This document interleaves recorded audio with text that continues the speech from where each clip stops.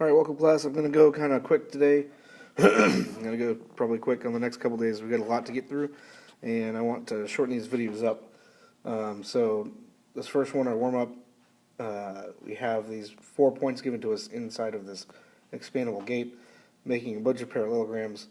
That means that angle A being across the parallelogram from angle C are going to be congruent.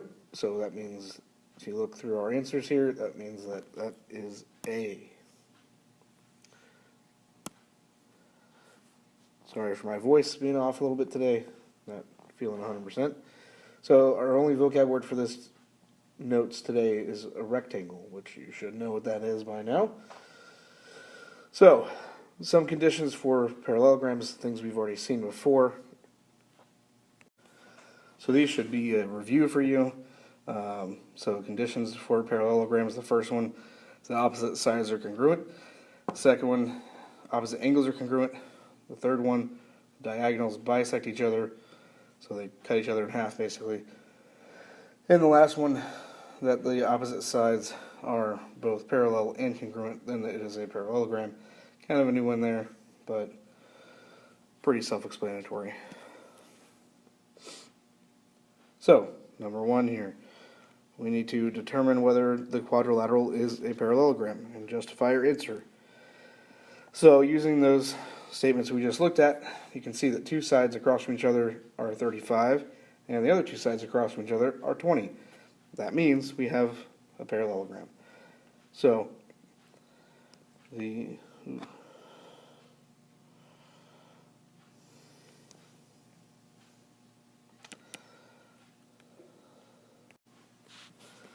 okay, so we have that opposite sides are congruent. So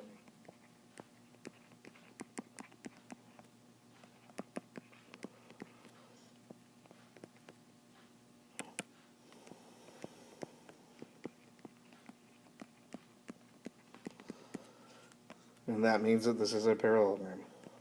So this is a parallelogram.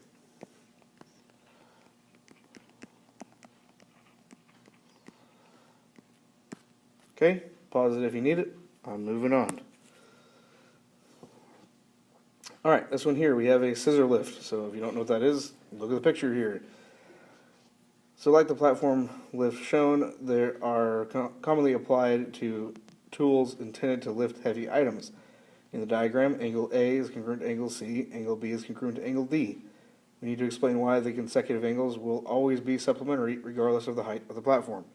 The reason being is that because angle A and angle C are equal, and angle B and angle D are equal, is that this is a parallelogram. And because it's a parallelogram, the consecutive angles are supplementary.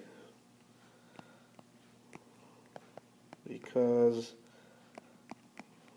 they make parallelograms.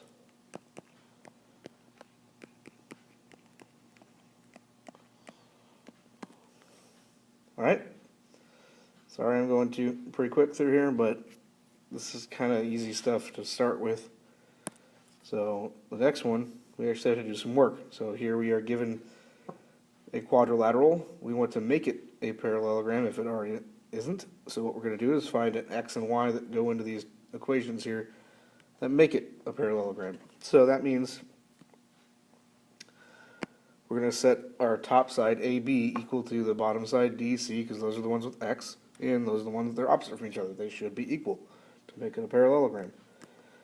So 4x minus 1 should be equal to 3 times x plus 2. Got to distribute that 3, so we have 4x minus 1 equal to 3x plus 6. We subtract 3x from both sides. We're left with x minus 1 equal to 6. And we add 1 to both sides.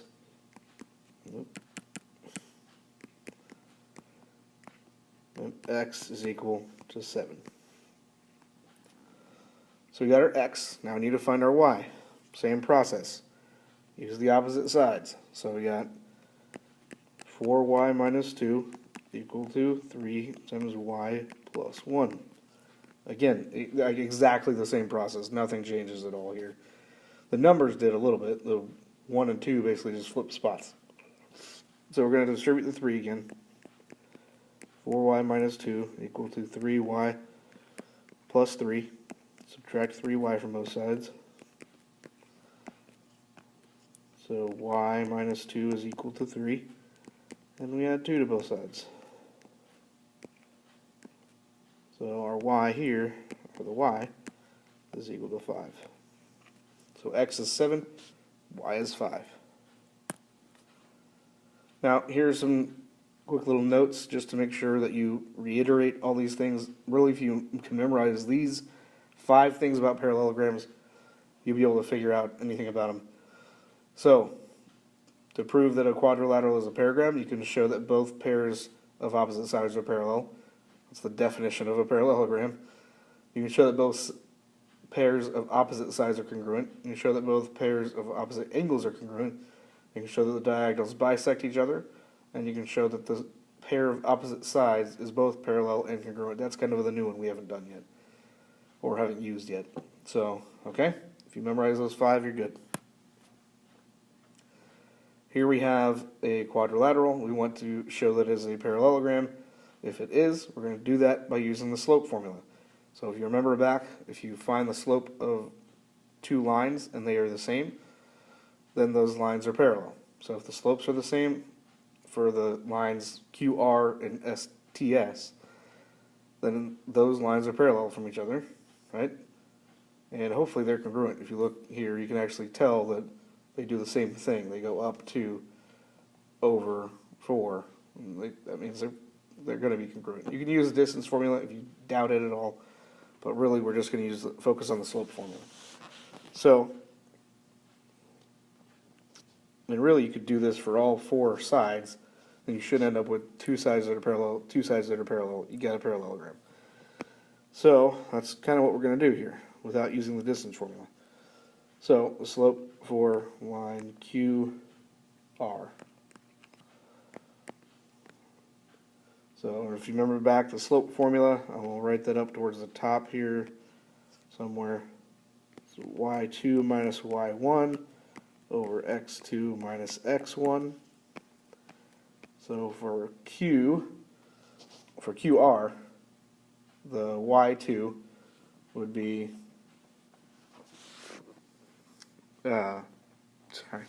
3 minus a negative 1 over, oh, hold up, those are the x's. Sorry about that. Getting lost in my notes. So, using Q as the 2, R as the 1. So, the Y for our Q is 3. And the Y for R is 1. So, 3 minus 1 over negative 1 minus 3. 3 minus 1 is 2. Negative 1 minus 3 is negative 4. So, this is negative 1 over 4. Okay? Now, that's our top line, right? Or kind of on this. So that means that ST or TS, whichever way you go with it, needs to be the same. Oh, that should be negative 1 over 4. That should be negative 1 over 2. So if we get the exact same thing for TS, sorry I'm messing up here, guys. I can edit this, but I probably won't have time to, so deal with it. But TS, we got a negative 1 minus negative 3 over negative 2 minus 2. So negative 1 minus, or plus 3 now, because minus a negative is plus, is 2. And negative 2 minus 2 is negative 4, which is exactly what we had above. So that is negative 1/2. So that checks. So far, so good. Now we got to do the same thing with the other two, okay? So QT and RS. So QT. Now remember, it doesn't really matter what order you go in. You can go Q as your 2. You can go T as your 2. It doesn't really matter as long as you remember which one and you go in the same order. So if you go Q minus T, you got to do Q minus T in the bottom as well, okay? So for me, I'm going Q minus T just because that's the order I have the letters in. It's easy. And if you look at the screen, you can see that that's how it's typed. So we're going to have 3 minus a negative 1 over negative 1 minus a negative 2. So 3 plus 1 is 4. And negative 1 plus 2 is 1. So this comes out to be nice even 4. So if we don't get 4 with our our RS side, then this is not a parallelogram. So 1 minus a negative 3 over 3 minus 2. 1 plus 3 is 4. 3 minus 2 is 1. We got our 4. That checks. So this is a parallelogram. And there we go. All right. So our next examples are going to be dealing with these diagonals. So getting into rectangles now. So if a parallelogram is a rectangle, then its diagonals are congruent. So that's what makes a parallelogram into a rectangle. Aside from the angles being right angles, the diagonals would also be congruent. So even if you didn't know what the angles were, if you knew those sides, or those diagonals, sorry, then you could actually find that. All right, so on this one here, we have a gate to a garden. We know that JK here, let me label these inside. So JK is 12. We know that LN is 6.5. And it tells us it's rectangular, right? So that means that this is 6.5. This is 6.5. All of these are 6.5. And this is 12 at the bottom as well. So, since Ln was 6.5, we now know that Km, which is what we're trying to find, is 6.5 plus 6.5. So, 6.5 plus 6.5 is equal to 13 feet. Done. Short and sweet, as long as you know what to label, right? Our next one, we are given that the measure of angle RTU, so again, I'm going to label these so you know what we're looking for. So RTU is up here. That is our 8x plus 4. And I'm going to label the other one in purple. Let me mark these here on above. Okay, so SUR is purple, and SUR is right here. So we know that this is a rectangle. It tells us that. These two angles are not in the exact same spot, but they need to be able to add to be 90. Okay, so angle RTU needs to be the same as angle SUT. So these two better be the same. We're basically cut this into two pairs of isosceles triangles. So the red plus the purple has to equal 90. So we just add these together. So 8x plus 4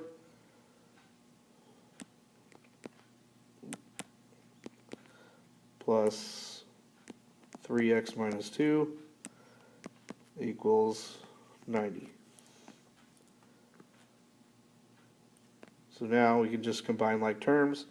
So 8x plus 3x is 11x. 4 minus 2 is 2, equal to 90. We subtract 2. 11x is equal to 88. And everybody knows, hopefully, that 88 divided by 11 is 8.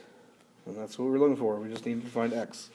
We weren't trying to find what the angles are, just that they are what x is equal to. All right? Diagonals of a rectangle again. So this is kind of the converse of what we just looked at. So if the diagonals of a parallelogram are congruent, then the parallelogram is a rectangle. Okay? So, pretty simple, right? Converse of what we just saw. So, here we have this picture frame. We want to make sure that it is a rectangle. And we are given all these measurements of the sides and the diagonals. So, because AB up at the top is 12, this is 12, I'm not using blue here, 12 up there, we know that CD at the bottom is also 12, we know that AD, or DA, as they label it, is 35, we know that BC is also 35, and we know that AC, the diagonal, is 37, and BD, the other diagonal, is also 37. So, all opposite sides are congruent. So here's our answer down at the bottom. I'm going to write it in blue. So all opposite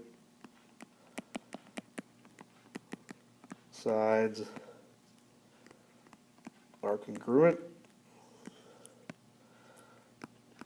So it is a parallelogram. Now, that's not what we're trying to prove, right? But we now know that if the diagonals are congruent in a parallelogram, then it's a rectangle. So we also know that the diagonals are congruent.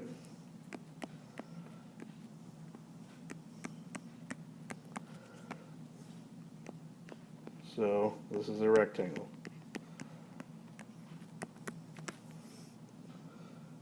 Okay? So we already knew, because the sides are all equal, that makes it a parallelogram. Not all equal. Opposite sides are equal. So that's a parallelogram. The diagonals also being congruent makes it a rectangle. Okay? Now, here's our last example.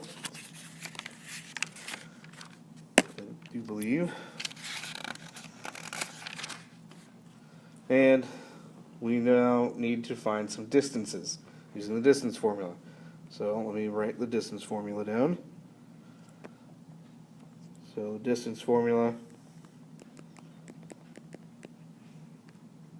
is x2 minus x1 squared plus y2 minus y1 squared, all in the square root.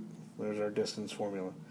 So what we need to do here is we need to find the distance between our diagonals. If our diagonals are congruent, it does tell us it's a quadrilateral. We don't know if it's a parallelogram, but we can tell just by looking at the slope, right? The ML is up 1 over 3. JK is up 1 over 3, so they're parallel.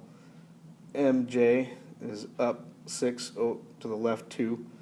LK is also up 6 to the left 2. So it's a parallelogram at the very least.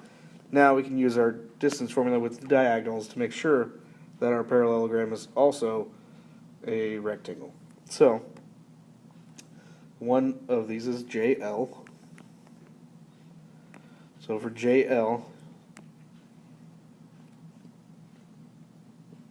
we got -2 minus 3 squared plus 3 plus 2, 3 minus a -2 squared.